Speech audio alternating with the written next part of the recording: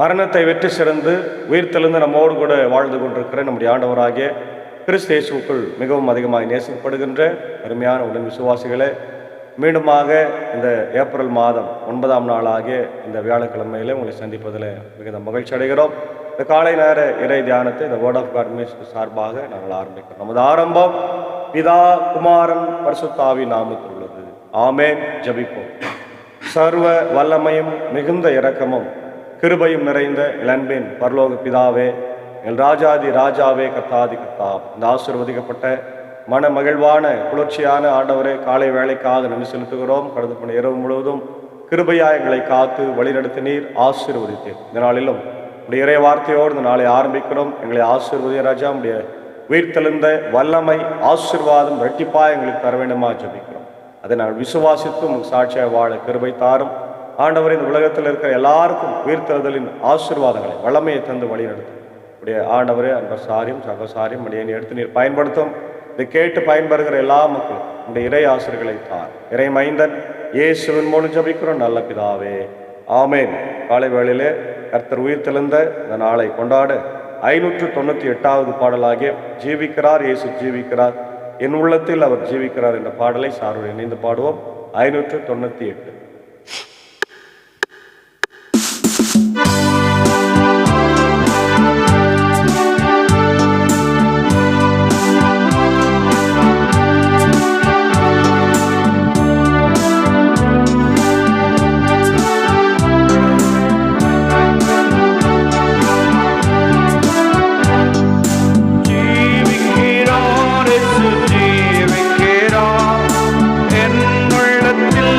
அவர்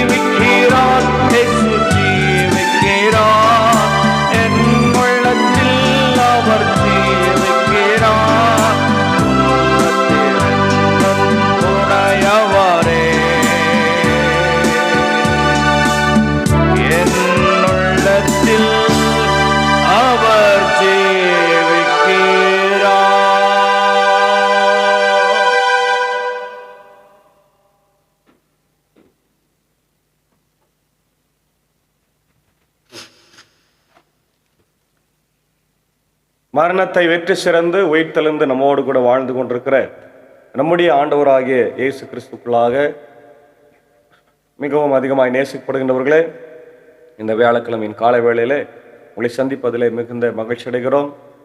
மரணத்தை உயிர் பெற்று எழுந்து நம்மோடு கூட வாழ்ந்து கொண்டிருக்கிற ஆண்டவராகிய இயேசுவின் திருப்பெயரிலே உங்களுக்கு எங்களுடைய அன்பின் வாழ்த்துக்களை இந்த நேரத்தில் நாங்கள் தெரிவித்துக் கொள்கிறோம். இந்த நாளிலும் நாம் தியானிக்கும்படியாய் தெரிந்து கொண்ட கடவுளுடைய வார்த்தை, அது 1 கொரிந்தியர் 15ஆம் அதிகாரத்தில் எழுதியிருக்கிற இறை வார்த்தை. கிறிஸ்துவின் உயிர்த்தெழுதலை பற்றி நாம் இங்கே பார்ப்போம். கிறிஸ்து உயிர்த்தார், நாமும் உயிர்ப்போம். கிறிஸ்தவ விசுவாசத்தின் அஸ்திவாரம் இயேசு கிறிஸ்துவின் உயிர்த்தெழுதல் ஆகும். பவுலடிகளார் இந்த அதிகாரத்தில் உயிர்த்தெழுதலின் முக்கியத்துவத்தையும் அது விசுவாசிகளுக்கு தரும் நம்பிக்கையையும் விளக்குகின்றார். சுவிசேஷத்தின் மையம் 1 முதல் 11 வசனங்களை பார்க்கிறோம். மரித்தார், அடக்கம் பண்ணப்பட்டார், உயிர்த்தெழுந்தார். இதுவே சுவிசேஷத்தின் அடிப்படை தூண்கள். சாட்சிகள்: உயிர்த்தெழுந்த இயேசு கேபாவுக்கும் 12 500க்கும் அதிகமான சகோதரர்களுக்கும் தரிசனமானார். பவுலின் சாட்சி: தகுதியற்ற என்னையும் கடவுள் தமது கிருபையினால் ஒரு சாட்சியாய் மாற்றினார். உயிர்த்தெழுதல் இல்லாவிட்டால் என்ன நடந்திருக்கும் என்று சொன்னால், வசனங்கள் 12 முதல் 19 கிறிஸ்து உயிர்த்தெழாவிட்டால் எங்களுடைய பிரசங்கம் விருதா, விசுவாசம் வீண், இன்னும் நாம் பாவங்களில் இருந்திருப்போம். கிறிஸ்துவுக்குள் நித்திரை அடைந்தவர்கள் அழிந்து போயிருப்பார்கள். எல்லா மனுஷரை பார்க்கலும் நாம் அதிக பாக்கியம் இல்லாதவர்களாய் பரிதபிக்கப்பட்ட மக்களாய் இருந்திருப்போம். கிறிஸ்துவின் உயிர்த்தெழுதலின் விளைவு 20 முதல் 28 வசனத்துல, கிறிஸ்துவே உயிர்த்தெழுந்தவரின் முதல் பலன். மரித்தோரிலிருந்து உயிர்த்தெழுந்தவர்களில் கிறிஸ்து முதல் பலனானார்.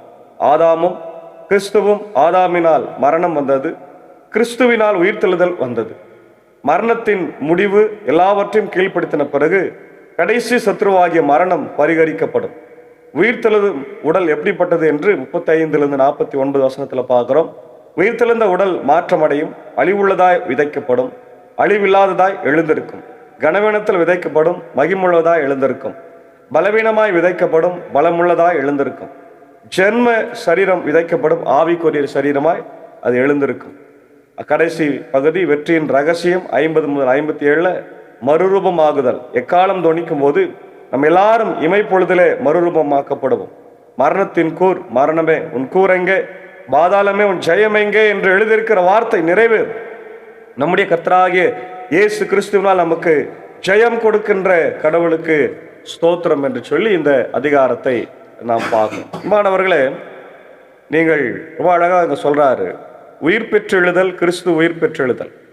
சகோதர சகோதரிகளே, உங்களுக்கு நான் அறிவித்த நற்செய்தியை நினைவுறுத்து விளைகிறேன். அதை நீங்களும் ஏற்றுக்கொண்டீர்கள், அதில் நிலைத்தும் நிற்கிறீர்கள்.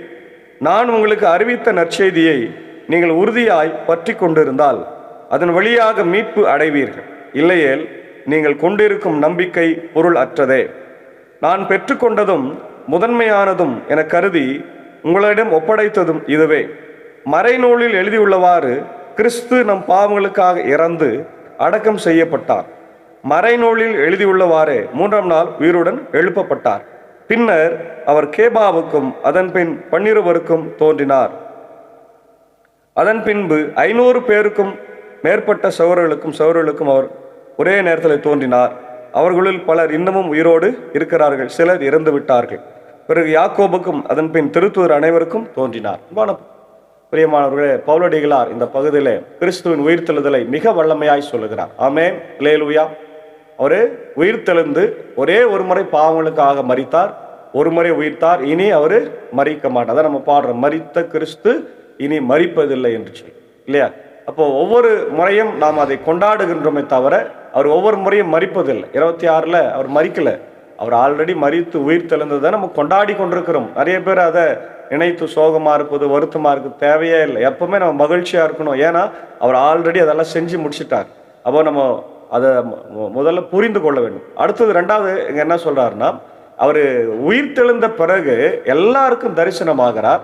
முக்கியமா யாருக்கு தரிசனமாகிறார்னா, யாரெல்லாம் தன்னை விசுவாசித்தார்களோ அவர்களுக்கு மட்டும்தான் தரிசனம். அது ரொம்ப முக்கியமான ஒரு பகுதி.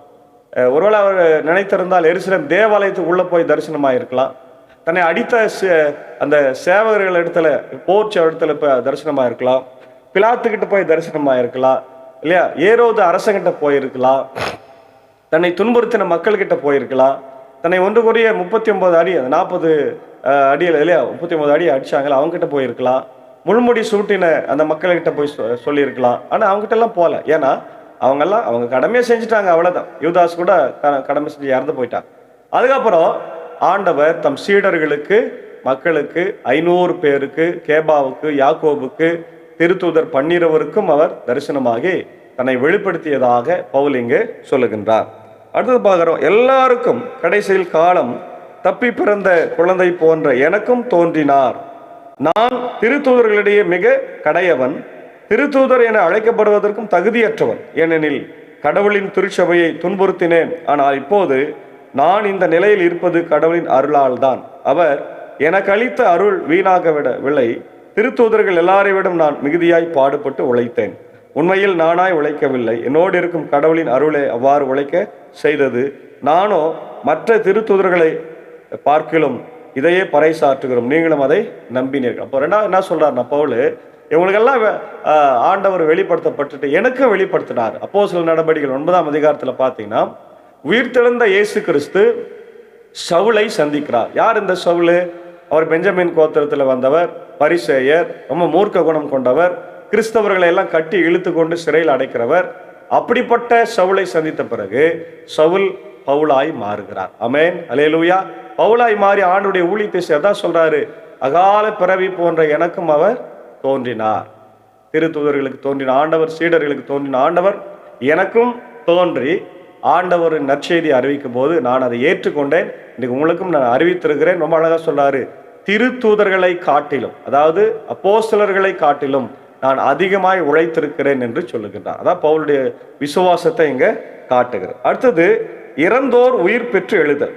இறந்த கிறிஸ்து உயிருடன் எழுப்பப்பட்டார் என அறிவிக்கப்பட்டிருக்க உங்களுள் சிலர் இறந்தோர் உயிர் தெழுவதில்லை என சொல்லுவது ஏன்? இறந்தோர் உயிர் தெழ மாட்டார் எனில் கிறிஸ்துவும் உயிருடன் எழுப்பப்படவில்லை என்றாகிவிடும். கிறிஸ்து உயிருடன் எழுப்பப்படவில்லை என்றால் நாங்கள் பறைசாற்றுகின்ற நற்செய்தியை நீங்கள் கொண்டிருக்கிற நம்பிக்கை பொருளற்றதாயிருக்கும். நாங்களும் கடவுளின் சார்பில் பொய்ச்சான்று பகர்வோர் ஆவோம். ஏனெனில் இறந்தோர் உயிருடன் எழுப்பப்படுவதில்லை என்றால் கடவுள் உயிர்த்தெழச் செய்யாத கிறிஸ்துவை கடவுள்தான் உயிர்த்தெழச் செய்தார் என்று சான்று பகரும் போது கடவுளுக்கு எதிராக சான்று கூறியவர்கள் ஆவோம் அல்லவா? ஏனெனில் இறந்தோர் உயிருடன் எழுப்பப்படுவதில்லை என்றால் கிறிஸ்துவும் உயிருடன் எழுப்பப்படவில்லை என்று ஆகிவிடும். கிறிஸ்து உயிருடன் எழுப்பப்படவில்லை என்றால் நீங்கள் கொண்டிருக்கும் நம்பிக்கை பயனற்றதே, நீங்கள் இன்னமும் உங்கள் பாவங்களில் வாழ்பவர்களாவீர்கள். அப்படியானால் கிறிஸ்துவிடம் நம்பிக்கை கொண்டு இறந்தவர்களும் அழிவுக்குள்ளாவர்கள் கிறிஸ்துவிடம் நாம் கொண்டுள்ள எதிர்நோக்கு இவ்வுலக வாழ்வை மட்டும் சார்ந்திருந்தால் எல்லா மக்களையும் விட இறங்குவதற்கும் உரியவராய் இருப்போம். நல்ல கவனிங்க, கிறிஸ்து உயிர்த்தெழுந்த நற்செய்தியை நம்ப வேண்டும், அதான் முக்கியமானது. அப்படி நம்ம நம்பவில்லை என்றால் நாம் இந்த உலகத்துல இயேசுவின் பிள்ளைகள் என்று சொல்வதற்கு தகுதியற்றோம். ஏன்னா அவர் இறந்து உயிர்த்தெழுந்தார், நாமும் இறப்போம், நாமும் உயிர்த்தெழுவோம். இதுதான் மரணத்தை பற்றிய நமக்கு கிடைக்கின்ற ஒரு அறிவு இல்லையா? மரணம் எப்படி இருக்கும், அது ஏதுவார்க்கின்ற ஆராய்ச்சி செய்வதை விட இயேசு மரித்து உயிர்த்தெழுந்தார், நானும் மரித்து உயிர்த்தெழுவேன் என்ற இறை நம்பிக்கையோடு இன்றைக்கு ஒவ்வொரு கிறிஸ்தவனும் வாழ வேண்டும். அதனால மரணத்தை கண்டு மரணத்தை குறித்து பயப்பட வேண்டிய அவசியம் இல்லை, அதுதான் சொல்றாரு இல்லையா? ஆனால் இப்போதோ இறந்த கிறிஸ்து உயிருடன் எழுப்பப்பட்டார், அவரே முதலில் உயிருடன் எழுப்பப்பட்டார். இது அனைவரும் உயிருடன் எழுப்பப்படுவர் இல்லையா என்பதை உறுதிப்படுத்துகிறது. ஒரு மனிதர் வழியாக சாவு வந்தது போல ஒரு மனிதர் வழியாகவே இறந்தோர் உயிர்த்தெழுகின்றனர். ஆதாமை முன்னிட்டு அனைவரும் சாவுக்குள்ளானது போல கிறிஸ்துவை முன்னிட்டு அனைவரும் உயிர் பெறுவர். ஒவ்வொருவரும் அவரவர் முறை வரும்போது உயிர் பெறுவர். கிறிஸ்துவே முதலில் உயிர் பெற்றார். அடுத்து கிறிஸ்துவின் வருகையின் போது அவரை சார்ந்தோர் உயிர் பெற்று எழுவர். அதன் பின்னர் முடிவு வரும். அப்போது கிறிஸ்து ஆட்சியாளர் அதிகாரம் செலுத்துவார். வழிமுறையோர் ஆகிய அனைவரையும் அழித்துவிட்டு தந்தையாகி கடவுளிடம் ஆட்சியை ஒப்படைப்பர். எல்லா பகைவரையும் அடிபணிய வைக்கும் வரை அவர் ஆட்சி செய்தாக வேண்டும். சாவே கடைசி பகைவன், அதுவும் அழிக்கப்படும். ஏனெனில் கடவுள் எல்லாவற்றையும் அவருக்கு அடிபணிய செய்தார். ஆனால் எல்லாம் அடிபணிந்தன என்று சொல்லும்போது அனைத்தையும் கிறிஸ்துவுக்கு அடிபணிய வைக்கும் கடவுளை தவிர மற்றவை யாவும் அடிபணிந்தன என்பது தெளிவாகிறது. அனைத்துமே மகனுக்கு அடிபணியும் போது நமக்கு அனைத்தையும் அடிபணிய செய்த கடவுளுக்கு மகனும் அடிபணிவார். அப்போது கடவுளை அனைத்திலும் அனைத்துமாய் இருப்பார். இங்க ஒன்று கிறிஸ்து உயிர் தெழுந்ததையும், அதே போல ஆதாமுக்குள் நம்ம ஒவ்வொருத்தரும் பாவத்தை பெற்றுக்கொண்டு சாகிறது போலவும், கிறிஸ்துவுக்குள்ளாக அவரவர் வரிசையில் நம்ம உயிர் பெற்று எழுவோம். அதே போல கிறிஸ்துவின் வல்லமை, தன்னுடைய உயிர் தெழுந்த ஆண்டவர் எல்லாவற்றையும் தமக்கு கீழ்ப்படுத்தி கொண்டிருக்கிறார். உயிர்த்த கிறிஸ்து இந்த உலகத்துல பிதாவை தவிர மீது எல்லாத்துக்கும் கீழே இருக்கிறார். பிதாவுக்கு அவர் ஏற்ற குமாரனாய் இருக்கிறார். இது நம்ம கடைசியில தெரிய வரும் என்று சொல்லப்பட்டிருக்கிறார். மேலும் இறந்தோருக்காக சிலர் திருமுழுக்கு பெறுகிறார்களே, ஏன் அப்படி செய்கிறார்கள்? இது நமக்கு அவசியமே இல்லை. இறந்தோருக்காக திருமுழுக்கு பெறக்கூடாது, இறந்தவர்களுக்கும் திருமுழுக்கு கொடுக்கக்கூடாது. அது திருச்சபைக்கு விரோதமான ஒரு டாக்டரின் செயல் என்பதை நம்ம புரிந்து கொள்ளுதல். இதான் சொல்றாரு பாருங்க. இறந்தோர் எப்படி உயிருடன் எழுப்பப்படுவார்கள், எத்தகைய உடலோடு வருவார்கள் என ஒருவர் கேட்கலாம். அறிவிலேயே நீ விதைக்கும் விதை மடிந்தால் ஒழிய உயிர் பெறாது. முளைத்த பயிராக நீ அதை விதைக்கவில்லை, மாறாக வெறும் கோதுமை மணியோ மற்றெந்த விதையோ தான் விதைக்கிறாய். கடவுளோ தம் விருப்பப்படி அதற்கு ஓர் உருவை கொடுக்கிறார். ஒவ்வொரு விதைக்கும் அதற்குரிய உருவை கொடுக்கிறார். அப்போ அந்த மரணத்தை பற்றி சொல்றாரு. நீ மரித்த பிறகு எப்படி உயிர் தழுவ? மகிமையின் சரீரமாய். நீ இப்ப இப்படி இந்த உடல்ல நான் விதைக்கப்பட்டால் இதே சரீரமாய் எழுந்து வரமாட்டேன், ஆனால் வேற சாயல் இருக்கும். ஆனால் பார்ப்பதற்கு நான் பழைய மாதிரி தான் இருப்பேன், ஆனால் வேற சாயல். ஏன்னா அது கடவுளுடைய மகிமையின் சாயலாக இருக்கும். அதான் ஆண்டவர் சொல்றார். அப்போ எல்லா ஊனும் ஒரே வகையான ஊன் அல்ல. மானிடருக்கு ஒரு வகையான ஊனும், விலங்குகளுக்கு இன்னொரு வகையான ஊனும், பறவைகளுக்கு வேறொரு வகையான ஊனும், மீன்களுக்கு மற்றொரு வகையான ஊனும் உண்டு. விண்ணை சார்ந்தவர்களுக்கு ஒரு வகை. அப்போ இதெல்லாம் ரொம்ப அழகா நமக்கு சொல்லினே வரார்ப்பார். குறிப்பா இந்த கடைசி பகுதி நீங்க பார்த்தீங்கன்னா 53 பாருங்க. சாவு முற்றிலும் ஒளிந்தது, வெற்றி கிடைத்தது. சாவே உன் வெற்றி எங்கே? சாவே உன் கொடுக்கு எங்கே? பாவமே சாவின் கொடுக்கு. பாவத்துக்கு வலிமை தருவது திருச்சட்டம். ஆகவே நம் ஆண்டவர் இயேசு கிறிஸ்துவின் வழியாக நமக்கு இந்த வெற்றியை கொடுக்கும் கடவுளுக்கு நன்றி என்று சொல்லி இந்த பகுதியை முடிக்கிறார். ஒரு பெரிய பகுதி உயிர்த்தெழுதலை பற்றி ஒரு நீண்ட நெடிய ஒரு அழகான விளக்கத்தை பவுல் நமக்கு தருகிறார். ஆகவே பிரியமானவர்களே, இந்த அருமையான உயிர்த்தெழுந்த இயேசுவை நாம் வணங்கி கொண்டிருக்கிறோம். பாவத்திற்கும் மரணத்திற்கும் நாம் அடிமையாகாம இயேசுவின் பிள்ளைகளாய் வாழ்ந்து உயிர் பெற்றெழுந்த இயேசுவுக்கு சாட்சியாய் வாழ தூய ஆவியானவர் இந்த நாளிலும் நம் உதவி செய்து காப்பாராக. ஆமேன். ஜெபிப்போம். மரணத்தை வெற்றி சிறந்து உயிர்த்தெழுந்த எங்கள் அன்புள்ள ஆண்டவரே, மகிழ்ச்சியும் குளிர்ச்சியும் நிறைந்த காலை வேளைக்காக நன்றி செலுத்துகிறோம். வெயிலின் உஷ்ணம் ஒரு பக்கம் எங்களை வாட்டி வதைத்து கொண்டிருக்கிறது, எங்களை காத்துருளும் ஆண்டவர். நாளுக்காக விசேஷமாக ஜெபிக்கிறோம்.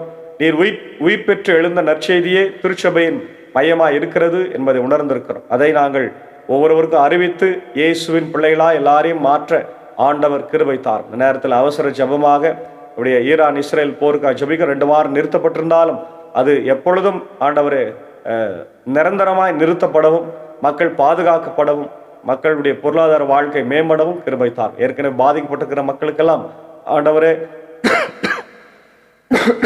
உதவிகள் கிடைக்க என் தேவன் கிருபை தர வேண்டும் என்று கெஞ்சி மன்றார். அதே போல 10ஆம் வகுப்பு +2 தேர்வு எழுதியிருக்கிற பிள்ளைகளுக்காகவும் மற்ற பிள்ளைகளுக்காக ஜெபிக்கிறோம். தேர்வில் வெற்றி பெற கிருபை தாரும். அடியனுடைய மகனும் எழுதியிருக்கிறார், வெற்றி பெற கிருபை தாரும். பாவன வழி போதவர்கள் எழுதியிருக்கிறாங்க, வெற்றி பெற கிருபை தார். தொடர்ந்து இந்த நாளில் வியாதியஸ்தர்கள் பலவீனமான மக்களுக்காக ஜெபிக்கிறோம். வேல்மாங்கப்பன் டிஎஸ்பி சாருக்காக, இப்படி அருமையான நிக்சன் ஐயருக்காக, கெனடி டாக்டருடைய அன்பு சகோதரர் தாமஸ் ஐயாவுக்காக, லூக் பிரேம் சிங்காக ஜெபிக்கிறோம். பலவீனர்கள் எல்லாம் மாற்றங்க, நல்ல சுகத்தை தாரும். இன்னும் யாரெல்லாம் ஆண்டவரே வீட்டுகளிலே ஆண்டவரே பலவீனமாக இருக்கிறாங்களோ, மருத்துவமனை சிகிச்சை பெறுகிறாங்களோ எல்லாரையும் கண்ணோக்கி பார். குறிப்பாக இந்த நாளில் இந்த ஊழியத்தில் இருக்கிற என்பர் சாரையும் மேஜக்காவை அன்பான பிள்ளைகள் மாத்தால் மறையாலையும் ஆசிர்வதியும் உடைய அன்புக்குறை சாகுசாரி டீச்சரையும் அடியனையும் மனைவி பிள்ளைகளையும் உடைய ஊழியத்தில் எடுத்து நீர் பயன்படுத்துகிறாச்சா. அடியன் பணியாற்றுகிற பாப்பன பள்ளி போதப்படுத்துறதுக்காக ஜபிக்கணும். திருச்சபை கட்ட வேண்டும், நிறைய பணம் தேவைப்படுகிறது. இதை பார்க்கிறவங்க கேட்கிறவங்க ஜெபம் பண்ணி ஆண்டவரை உதவி செய்ய கிருபை தார். தொடர்ந்து ஆண்டவரே இன்னொரு வடகர் மேல் சரம் திருச்சபையின் குடும்பங்களையும் ஆசீர்வதிக்கிறாங்க. ஆண்டவர் இந்த நாளிலே கர்த்தாவே இதோ பிறந்த நாளை நன்றி செலுத்திக் கொண்டிருக்கிற அவருடைய அன்புக்குரிய ஆண்டவர் நேற்று பிறந்த நாளைக்கு நன்றி செலுத்திய ஸ்டாலின் ஞானசிகாமணி, ஜெயா பால்சி பிரின்சிபல் ஜியன் ஸ்கூல் கொடைக்கானல், இன்று பிறந்தநாளை காணுகின்ற ஆண்டவர் அன்புக்குரிய பிசிக்ஸ் ஆசிரியர் ராஜன் அவர்களுக்காக ஜபிக்கிறோம். அதே போல அவருடைய அன்புக்குரிய அண்ணன் பாலூர் பகுதியைச் சேர்ந்த ஆண்டவரே இதோ அரசு பணியில் இருக்கின்ற திரு ரத்தினம் அண்ணன் அவர்களுக்காக ஜபிக்கிறோம். இந்த நாளிலே தன்னுடைய பிறந்த நாளைக்கு நன்றி செலுத்துகிற போது நம்முடைய கிருபை தங்கிருக்கட்டும். நாங்கள் பாலூர்ல ஊழியத்தை செய்த போது எங்களோடு கூட ஆண்டவர் பெரிய ஒரு உதவியாக இருந்த அருமையான ரத்தனம் அண்ணன் அவர்களை கர்த்தர் ஆசீர்வதியும். உடைய அன்பு மனைவி, அன்பான பிள்ளைகள், குடும்பத்தின் மக்கள் யாவருக்கும் நல்ல சுகத்தையும் ஆண்டவர் பலத்தையும் தந்து நீர் வழிநடத்த வேண்டுமா ஜபிக்கிறோம். தொடர்ந்து ரத்தனம் அண்ணனுக்கு நல்ல ஆண்டவரே ஆரோக்கியத்தை தார், இன்று போல் என்றும் ஆண்டவர் மன மகிழ்ச்சியோடு சமாதானமாய் வாழ்த்து. இன்னும் யாரெல்லாம் பிறந்த நாளை திருமண நாளை காணுகின்றார்கள் எல்லாரையும் ஆசீர்வதி. இந்த நேரத்தில் இந்திய தேசத்திற்காக ஜபிக்கிறோம். தேசத்தை ஆசீர்வதி, மக்களை ஆசீர்வதி, தலைவர்களை ஆசீர்வதியும், ஜாதி மதம் இனம் மொழி பேதமின்றி ஒற்றுமையாய் வாழ கிருபை தார். அப்படியே இந்திய சுவிசேஷ திருச்சபைக்காய், 3 சபை சங்களுக்காய், போதக பிதாக்களுக்காய், ஊழியங்களுக்காக ஜபிக்கிறோம். காத்தருளும் ஆயர்களுக்காக ஜபிக்கிறோம். ஆசீர்வதி ராஜா தொடர்ந்து வழிநடத்தும். அடைய வல்லமையாக இந்த ஊழியத்தில் எடுத்து பயன்படுத்த இதை பார்த்து கேட்டு பயன்பெறுகிற ஒவ்வொரு மக்களுக்கும் நம்முடைய இறை ஆசிரியர்களை தந்து வழிநடத்தும். இந்த நாளின் பணிகளை, பயணங்களை, குறிப்பாக இந்த வெயிலின் உஷ்ணத்திலிருந்து எங்களை காத்துள்ளோம். இறை மகனாம் மரித்து உயிர் திறந்த ரட்சகர் ஆகிய இயேசுவின் மூலம் ஜபிக்கிற நல்ல பிதாவே, ஆமேன். நம்முடைய ஆண்டவராகிய இயேசு கிறிஸ்துவின் கிருபை, பிதாவாகிய தேவனுடைய அன்பு, பரிசுத்த ஆவிய நைக்கம் நம் அனைவரோடு விசேஷமான நாளில் இருப்பதாக. ஆமேன். God bless you. உயிர் தெளிந்த ஆண்டவர்களோடு இருப்பாராக. ஆமேன். God plus.